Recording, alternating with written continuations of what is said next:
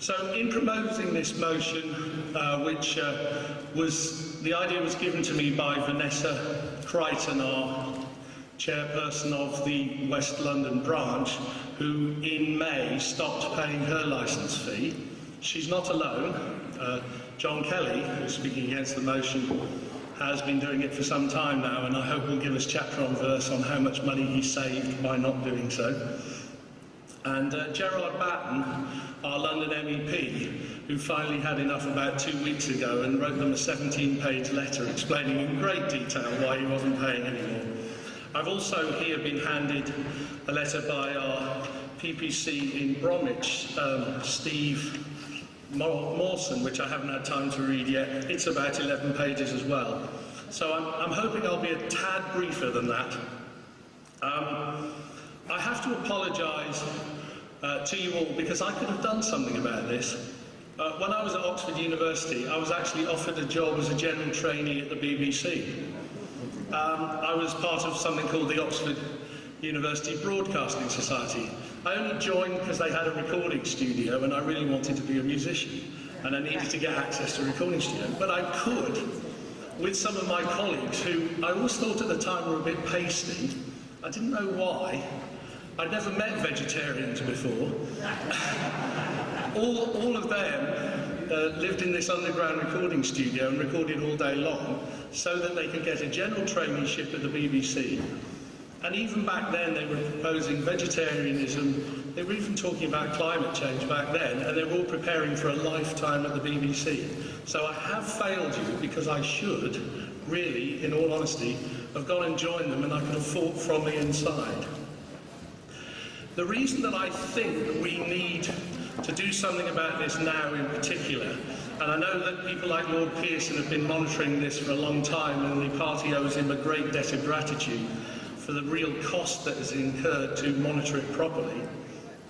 But I think there's been a sea change, and it happened in Norwich North. It's natural for us to complain about BBC bias. All political parties do it. I'm told the Lib Dems are furious with the BBC for how much coverage they've been giving us. What I think has changed is during Norwich North, some other people in whose interests it was for us to not get proper coverage started to notice as well. Dan Hannon in the Telegraph said that UKIP should be complaining about how badly they were treated in Norwich North. Even the East Anglian Daily Press, which had hardly mentioned us themselves, turned around afterwards and said, how did the BBC get it so wrong in Norwich North? They told us that the Greens were coming in on their white horse. Well, actually, it was a funny red bus belching chip fat.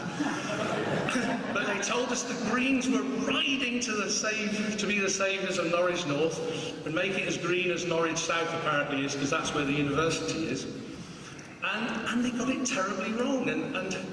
Sean Berry, who Gerard and I had the doubtful privilege of working alongside during Gerard's mayoral campaign, said, I can't believe it. We were beaten by crappy UKIP, apologies for my language, it's Sean's, not mine, even though the BBC was with us all the way.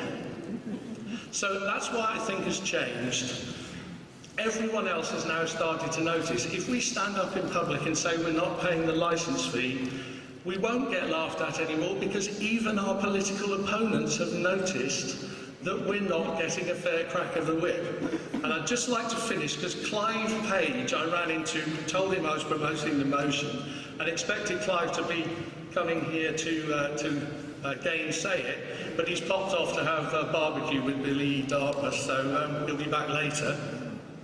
I've got some questions for Clive. If Clive thinks we're having such a good deal from the BBC, why aren't they streaming us on the Parliament channel now from here? Why haven't they dragged